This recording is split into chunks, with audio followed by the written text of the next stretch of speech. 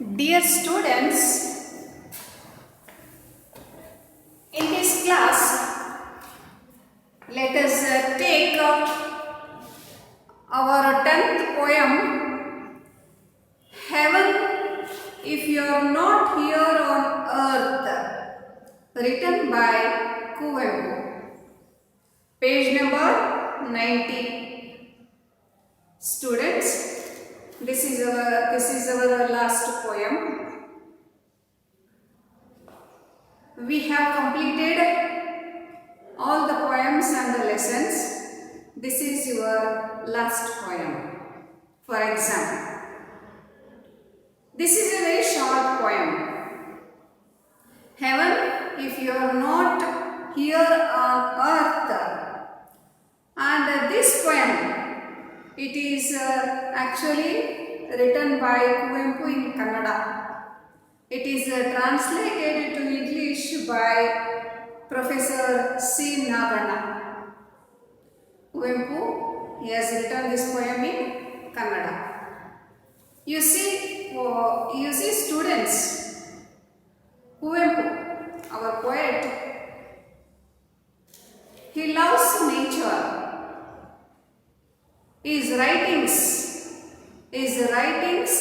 they are full of nature, appreciation of nature. In this poem also, we see about nature. You look at the picture, you see there are mountains, hills and clouds and trees. There is just a person who is watching all those in nature. You can imagine that person is a poet who thinks nature is our God.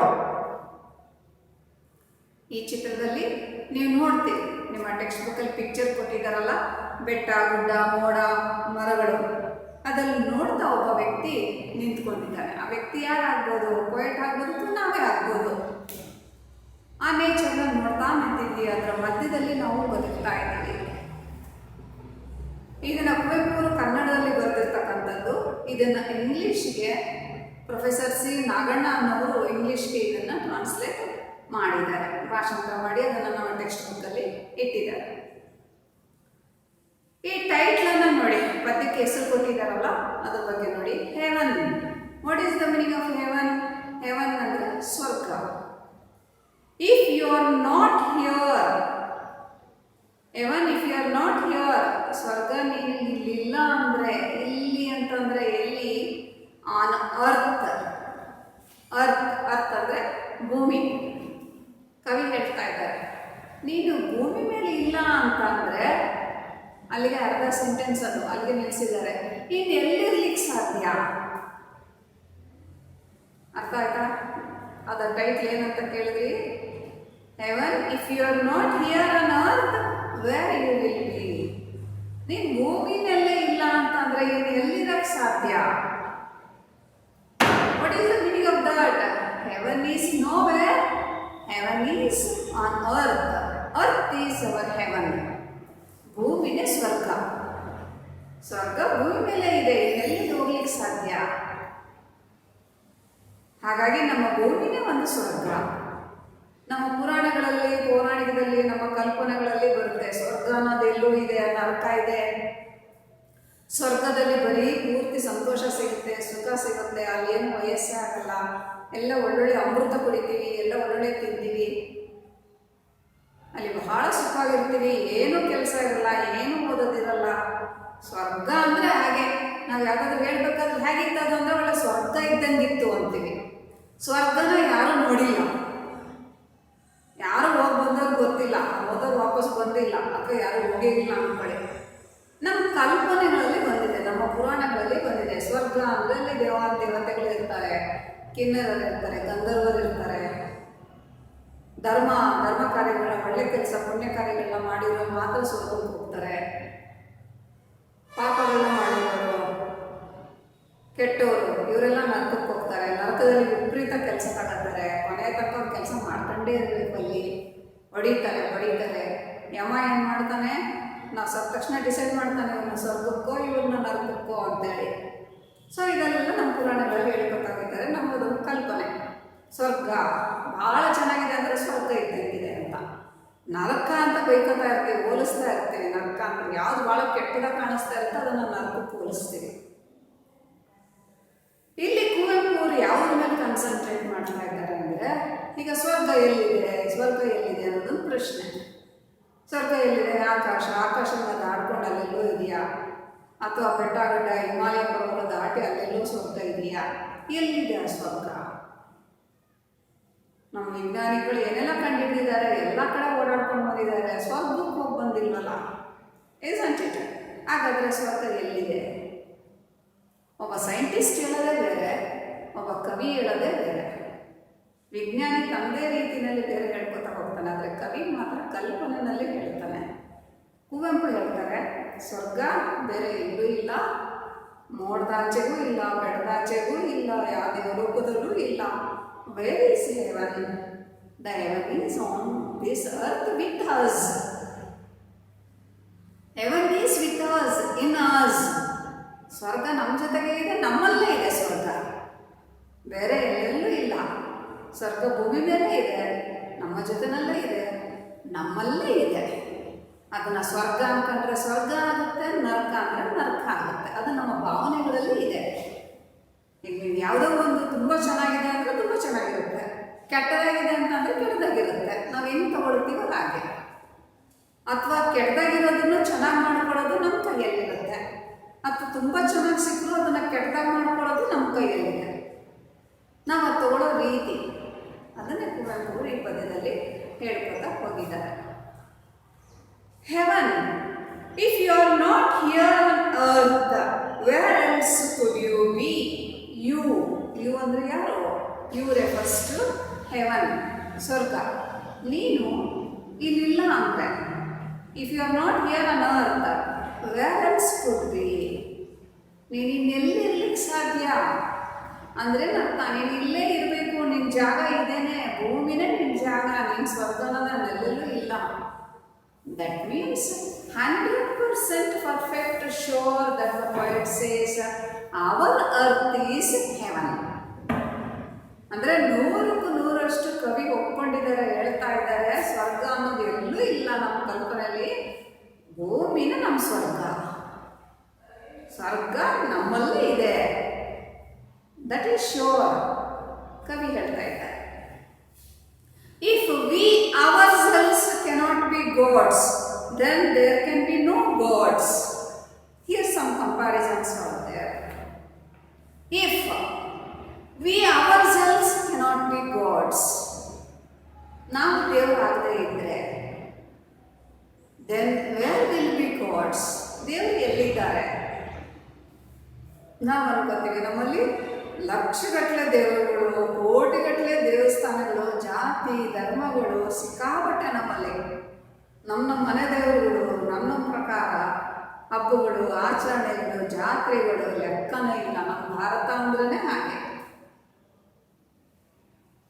If we are not gods, ನಾವು ದೇವರಾಗದೇ ಇದ್ದರೆ, where will be the gods? ದೇವರು ಎಲ್ಲಿದ್ದಾನೆ? ಅಂದರೆ ಇದಕ್ಕೆ ಎಷ್ಟು ಅರ್ಥ ನಾವು ಕೊಡ್ಬೋದು ಅಂತ ಹೇಳಿದ್ರೆ, ಈಗ what is god, who is god? ದೇವರು ಅಂದರೆ ಏನು? ದೇವರು ಎಲ್ಲಿದ್ದಾನೆ? ದೇವರು ಹೇಗಿರ್ತಾನೆ? ದೇವರೇನಂತಾನೆ ನಾವು? ದೇವರು ದಯಾಮಯಿ, ದೇವರು ನಮಗೆ ಒಳ್ಳೆಯದನ್ನು ಕೊಡ್ತಾನೆ, ದೇವರು ನಮ್ಮನ್ನೆಲ್ಲ ನೋಡ್ಕೊಳ್ತಾನೆ, ನಾವು ಕಷ್ಟ ಬಂದಾಗ ದೇವರು ನಮ್ಗೆ ಆಗ್ತಾನೆ, ದೇವರು ನಮ್ಮನ್ನು ಮುಟ್ಟಿಸಿದ್ದಾನೆ, ಸಾಯೋ ತನಕ ದೇವರು ನಮ್ಮನ್ನು ನೋಡ್ಕೊಳ್ತಾನೆ, ದೇವರಿದ್ದಾನೆ, ಏನಾದ್ರೇನಂತೆ ದೇವರು ನಮ್ಮನ್ನು ನೋಡ್ಕೊಳ್ತಾನೆ. We think God like this, isn't it? ದೇವ್ರ ಬಗ್ಗೆ ನಾವು ಹೀಗೆಲ್ಲ ಅನ್ಕೋತೀವಿ. ಕುವೆಂಪು ಹೇಳ್ತಾರೆ, yes, first we should become like gods. ನಾವೇ ದೇವರಲ್ಲ, ನಾವು ದೇವ್ರ ಥರ, ಲೈಕ್ ಗಾಡ್ಸ್, ದೇವ್ರ ಥರ ನಾವು ಆಗಬೇಕು. How it is possible? ದೇವರಲ್ಲಿ ಏನೇನು ಗುಣಗಳಿದೆ ಅಂತ ಅಂತೀವಲ್ಲ, ಅದನ್ನು we have to apply in ourselves. We have to apply the godly nature in us. ದೇವರ ಸ್ವಭಾವ ಹೀಗಿರುತ್ತೆ ಅಂತ ನಮ್ಮಲ್ಲಿ ಕಲ್ಪನೆ ಇದೆಯಲ್ಲ, ಅದೇ ಥರ ನಾವು ಕೆಲವನ್ನ ಅಪ್ಲೈ ಮಾಡ್ಕೋಬೇಕು. ಅಂದರೆ ಬೇರೆ ಯಾರೋ ಕಷ್ಟದಲ್ಲಿರ್ತಾರೆ, ನಮ್ಮ ಕೈಲಾಗಿದ್ದು ಸಹಾಯ ಮಾಡೋದು, ಪಾಪ ಮಾಡದೇ ಇರೋದು, ದಾನ ಧರ್ಮ ಮಾಡೋದು, ಒಳ್ಳೆ ರೀತಿ ನಡ್ಕೊಳ್ಳೋದು. ನಾವೇನು ದೇವರು ನಮ್ಮ ಸೃಷ್ಟಿ ಮಾಡಿದ್ದಾನಲ್ಲ, ಯಾವುದೋ ಒಂದು ಒಳ್ಳೆ ಕೆಲಸಕ್ಕೆ ಸೃಷ್ಟಿ ಮಾಡಿದ್ದಾನೆ. ನಾನು ಸಾಯಂಕಾಲಗೆ ಆ ಕೆಲಸವನ್ನು ಪೂರ್ತಿ ಮಾಡಬೇಕು, ಒಳ್ಳೆ ಥರ ಬದುಕಬೇಕು. ದೇವರು ಹೇಗಿದ್ದಾನೋ ನಾವು ಆ ಥರ ನಾವು ಆಗಬೇಕು. ಅವನ ಸ್ವಭಾವ ಏನಿರುತ್ತೋ ಅದನ್ನು ನಮಗೆ ಅಪ್ಲೈ ಮಾಡ್ಕೋಬೇಕು. ಸೊ ಅದಕ್ಕೆ ಕುವೆಂಪು ಹೇಳ್ತಾರೆ, if we are not gods, if we ourselves cannot be gods, then there can be no gods. We underline ಮಾಡಿ. ವಿ ಅಂದರೆ ಯಾರು? ವಿ ಪೀಪಲ್, ಅವರ್ಸೆಲ್ಸ್, ನಾವೇನೆ, ನಾವೆಲ್ಲರೂ. ಇದರಲ್ಲಿ ಯಾರು ಬೇರೆ ಇಲ್ಲ, ನಾವೆಲ್ಲರೂ ನಾವು. ವಿ ಅಂದರೆ ವಿ ಪೀಪಲ್, ನಾವು ಜನ. If we are not gods, ನಾವು ದೇವರಾಗದೇ ಇದ್ದರೆ ಅಂದರೆ ನಾವೇನು ದೇವಸ್ಥಾನದಲ್ಲಿ ಹೋಗಿ ಮೂರ್ತಿ ಥರ ಕುತ್ಕೋಬೇಕು ಅಂತಲ್ಲ. ದೇವರ ಸ್ವಭಾವದ ಬಗ್ಗೆ ನಮ್ಮಲ್ಲಿ ಏನೆಲ್ಲ ಏನಿದೆ, ಏನೋ ಮಹಿಮೆಗಳು, ಏನೋ ಪವಾಡಗಳು, ಏನೇನೋ ಅನ್ಕೋತೀವಲ್ಲ, ನಾವು ನಮ್ಮಲ್ಲೂ ನಡಿಬೇಕು. ಅಂದರೆ ನಾವು ಆ ರೀತಿ ನಡ್ಕೋಬೇಕು. Then there can be no gods. ಬೇರೆ ದೇವರಿಲ್ಲ, ಅದೆಲ್ಲ ನಮ್ಮ ಕಲ್ಪನೆ. ಆ ದೇವರಲ್ಲಿ ಏನಿರಬೇಕು ಅನ್ಕೋತೀವೋ ಅದು ನಮ್ಮಲ್ಲೇ ಅಂದ್ಕೊಳ್ಳೋಣ. If we ourselves cannot be gods, then there can be no gods. If we ourselves are not heavenly nymphs, the nymphs are not elsewhere. If we are not nymphs ಅಂದರೆ ದೇವಕನ್ಯೆಯರು, ಗಂಧರ್ವರು ಹೇಳ್ತೀವಲ್ಲ ನಾವು. ಗಂಧರ್ವ ಕನ್ಯರಿದ್ದಾರೆ, ದೇವಲೋಕದಲ್ಲಿ ದೇವಕನ್ಯೆಯರಿದ್ದಾರೆ. ಆ ಸೌಂದರ್ಯ ಅಲ್ಲೆಲ್ಲ ತುಂಬಿ ತುಳುಕ್ತಾ ಇದೆ ಅಂತ. ನಾವೇ ಅವರು. ನಮ್ಮ ಪ್ರಪಂಚದಲ್ಲಿ ಎಷ್ಟು ಸೌಂದರ್ಯ ಇದೆ, ಸೌಂದರ್ಯ ತುಂಬಿ ತುಡುಕ್ತಾ ಇದೆ, ಎಷ್ಟು ಚೆನ್ನಾಗಿರೋರೆಲ್ಲ ಇದ್ದಾರೆ. We are the nymphs. ಏನು ಅಪ್ಸರೆಯರು ಅಂತ ಏನು ಹೇಳ್ತೀವಲ್ಲ, ಅಪ್ಸರೆಯರು ಅಂತ ಹೇಳ್ತೀವಲ್ಲ, ಏನು ತಿಲೋತ್ತಮೆ, ಊರ್ವಶಿ, ಮೇನಕ್ಕೆ, ತಿಲೋತ್ತಮೆ ಅವರೆಲ್ಲೂ ಇಲ್ಲ, ಅವರು ನಮ್ಮಲ್ಲೇ ಇದ್ದಾರೆ. ಅಷ್ಟು ಚೆನ್ನಾಗಿರೋರು ನಮ್ಮಲ್ಲೇ ಇದ್ದಾರೆ. ವಿ ಆರ್ ದ ನಿಮ್ಸ್, ನಾವೇ ಅವರು. There are no nymphs elsewhere. ಯಾವ ದೇವಕನ್ಯೆಯರು ಇಲ್ಲ.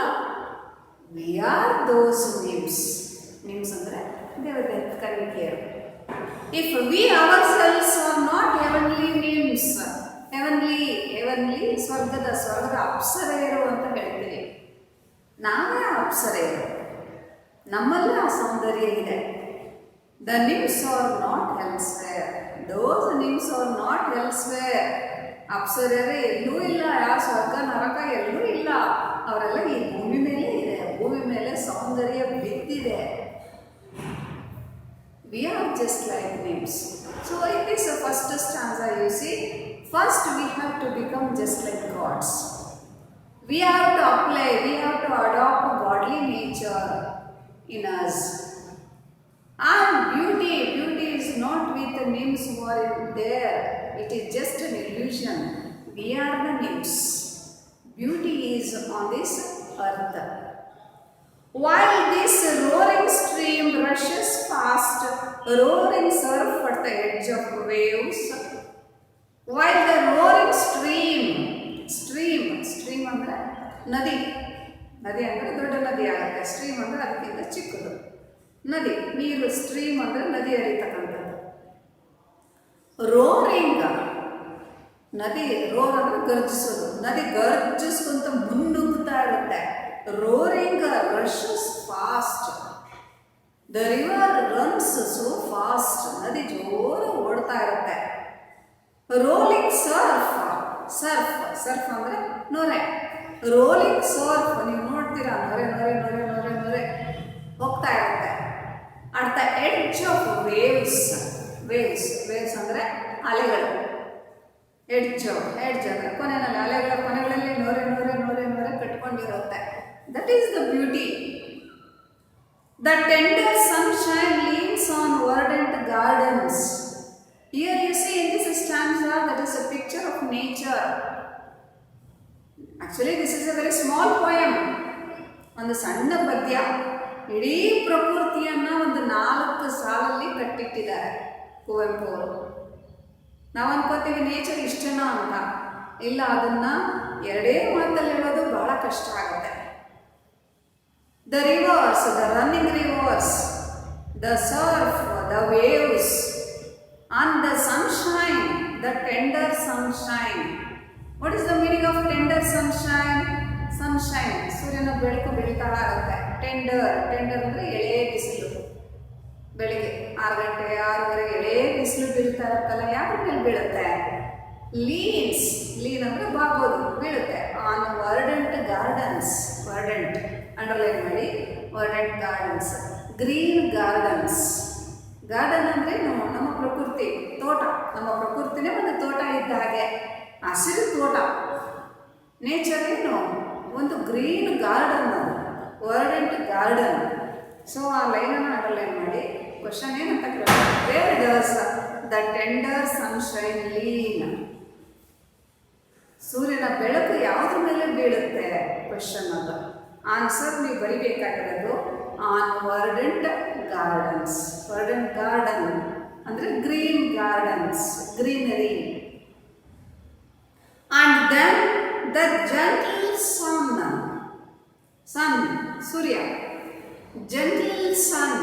Y does the poet use gentle? Gentle ಅನ್ನೋ ವರ್ಡ್ ಯಾಕೆ ಯೂಸ್ ಮಾಡಿದ್ದಾರೆ? ಜೆಂಟಲ್ ಸನ್, ಸೂರ್ಯ ಎಲ್ಲದರ ಮೇಲೂ ಬೀಳ್ತಾನೆ. ಎಲ್ಲೂ ಭೇದ ಭಾವ ಇಲ್ಲ, ಎಲ್ಲೂ ಜಾತಿ ಅದು ಇದು ಏನು ವ್ಯತ್ಯಾಸಗಳಿಲ್ಲ. ಅದು ಕೆರೆ ಇರ್ಬೋದು, ನದಿ ಇರ್ಬೋದು, ಅಥವಾ ಕೊಚ್ಚೆ ಇರ್ಬೋದು, ಇನ್ನೇನೇ ಇರ್ಬೋದು, ಗುಡಿಸಲಿರ್ಬೋದು, ಅರಮನೆ ಇರ್ಬೋದು, ಎಲ್ಲದ್ರ ಮೇಲೆ ಸೂರ್ಯನ ಬಿಸಿಲು ಬೀಳುತ್ತೆ. So the sun is gentle. Gentle ಅಂದರೆ ದಯಾಮಯಿ ಅಥವಾ ಧಾರಾಳವಂತ ಅಂತ. ಬಿಸಿಲು ಎಲ್ಲದ್ರ ಮೇಲೂ ಬೀಳುತ್ತೆ. Then the gentle sun make this earth heaven. Because of the sun this earth has become heaven. ಭೂಮಿ ಮೇಲೆ ಇಷ್ಟೆಲ್ಲ ಹಸಿರಿದೆ, ಇಷ್ಟೆಲ್ಲ ಜೀವರಾಶಿಗಳಿದೆ. ಯಾರಿಂದ? ಬಿಕಾಸ್ ಆಫ್ ಸನ್, ಸೂರ್ಯನಿಂದ. ಸೂರ್ಯನ ಬಿಸಿಲು ಇಲ್ಲ ಅಂತ ಹೇಳಿದ್ರೆ ಈ ಭೂಮಿ ಬದುಕಲಿಕ್ಕೆ ಸಾಧ್ಯ ಇಲ್ಲ.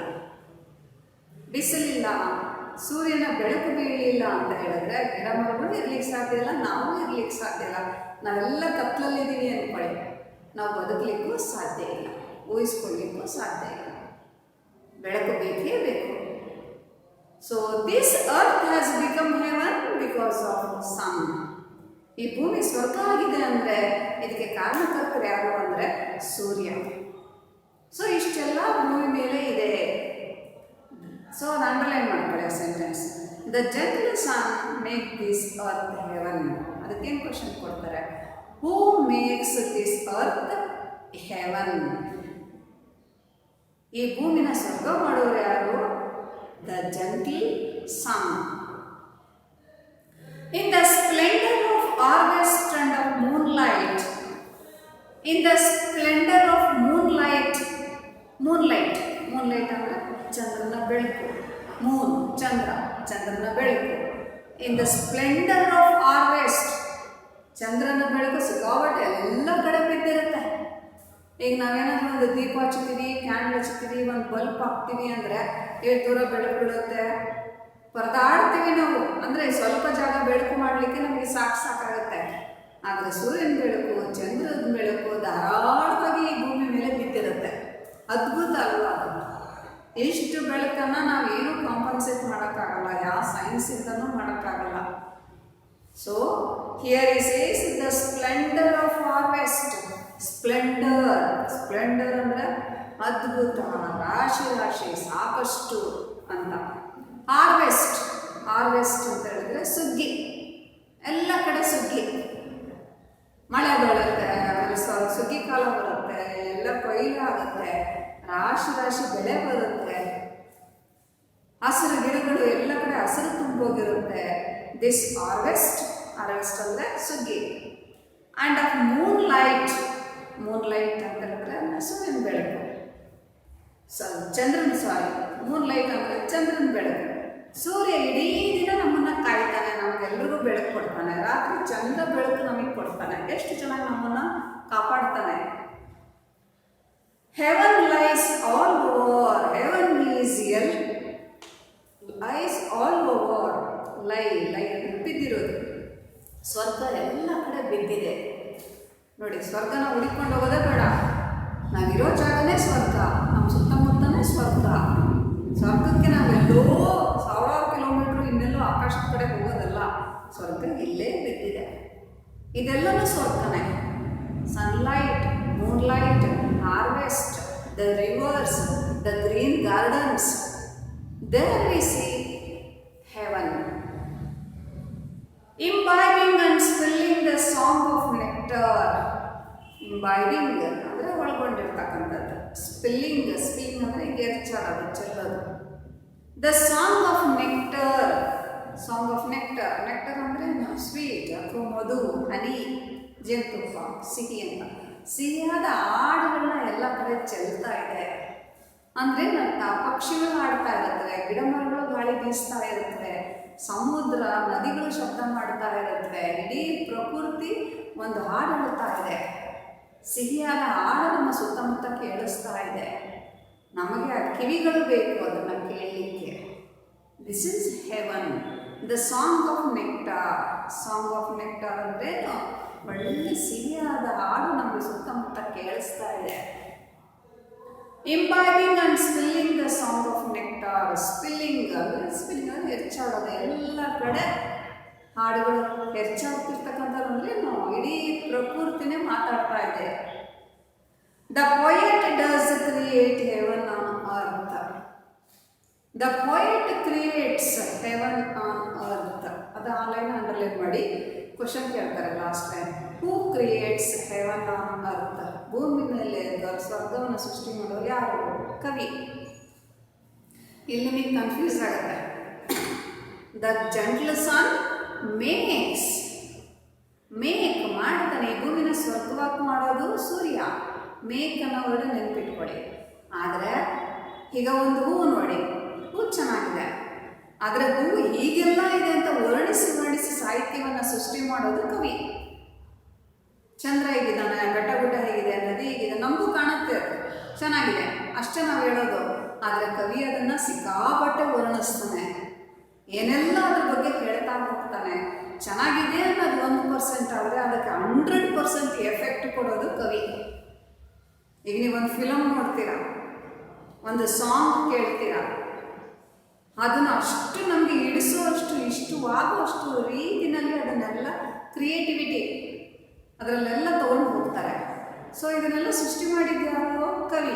ಸ್ವರ್ಗ ಇದೆ, ಅದಕ್ಕೆ ಎಫೆಕ್ಟ್ ಜಾಸ್ತಿ ಮಾಡಿದ್ಯಾರು? ಕವಿ. ಸೊ ಇಲ್ಲಿ ಕ್ವೆಶನ್ ಏನು ಅಂದರೆ, ಹೂ creates heaven on earth?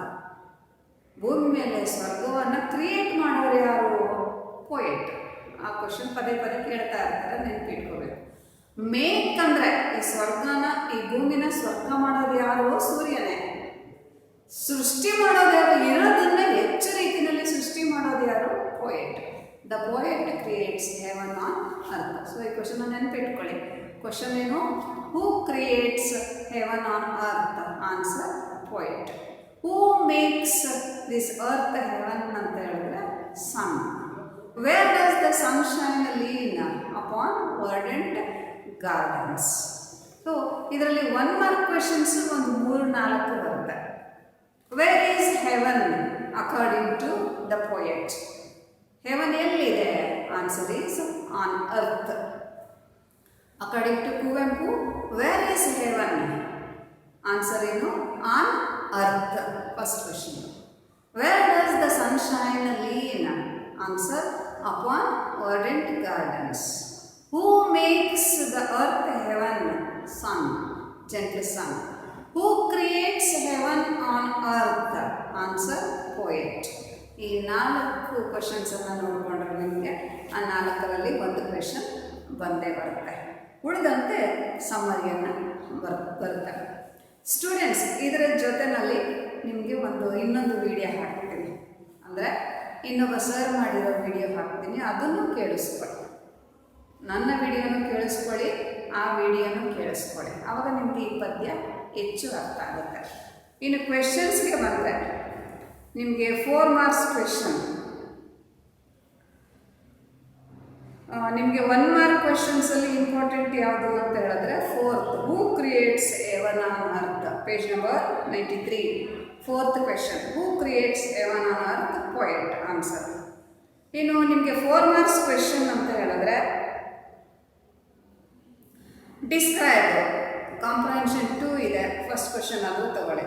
Describe the beauty in nature that makes the earth is heavenly place. So ನೀವೇನೇ ಕೊಟ್ಟರು ಕೂಡ ಈ ಪದ್ಯದಲ್ಲಿ ಏನೇ ಕೊಟ್ಟರು ಕೂಡ ಸಮ್ಮರಿ ಬರೀತೀರಾ.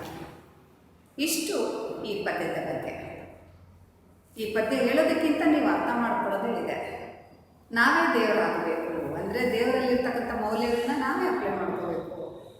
ಪ್ರಪಂಚದಲ್ಲಿ ಸೌಂದರ್ಯ ರಾಶಿ ಬಿದ್ದಿದೆ, ಅದೆಲ್ಲನೂ ಸ್ವರ್ಗನೇ, ಎಲ್ಲ ಇಲ್ಲೇ ಇದೆ.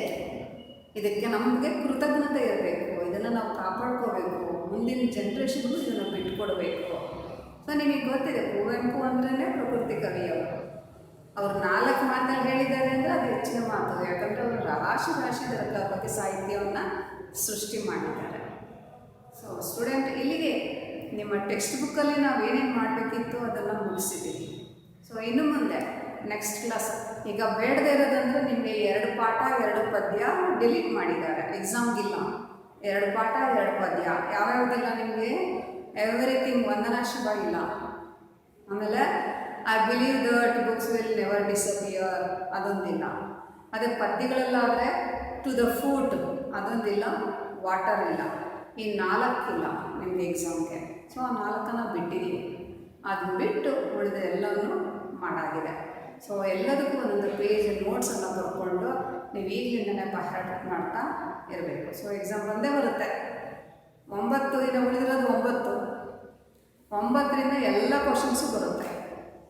ಭಾಳ ಈಸಿ, ಭಾಳ ಸಿಂಪಲ್. ಎಲ್ಲದ್ರ ಬಗ್ಗೆ ಒಂದೊಂದು ಪೇಜ್ ಆನ್ಸರ್ ರೆಡಿ ಮಾಡ್ಕೊಳ್ಳಿ. ಭಾಳ ಕ್ವಶನ್ಸ್ ಬರ್ಕೋಬೇಡಿ, ಒಂದೊಂದು ಪೇಜ್ ಬರ್ಕೊಳ್ಳಿ ಸಾಕು, ಅದನ್ನು ಬರೆದಾಕಿ. ಎಲ್ಲ ಕ್ವಶನ್ಗಳು ಕಾಯಂ ಬರುತ್ತೆ, ನೀವು ಓದಿರೋ ಎಲ್ಲ ಆನ್ಸರ್ಗಳನ್ನು ಬರೀಬೋದು. ಇದನ್ನು ನೀವು ಈಸಿಯಾಗಿ ತೊಗೊಂಡ್ರೆ ತುಂಬ ಈಸಿ ಅನಿಸುತ್ತೆ. So students, thank you. Next ಕ್ಲಾಸಲ್ಲಿ ಗ್ರಾಮರಿಂದ ಸ್ಟಾರ್ಟ್ ಮಾಡ್ಕೊಳ್ತೀವಿ. Thank you.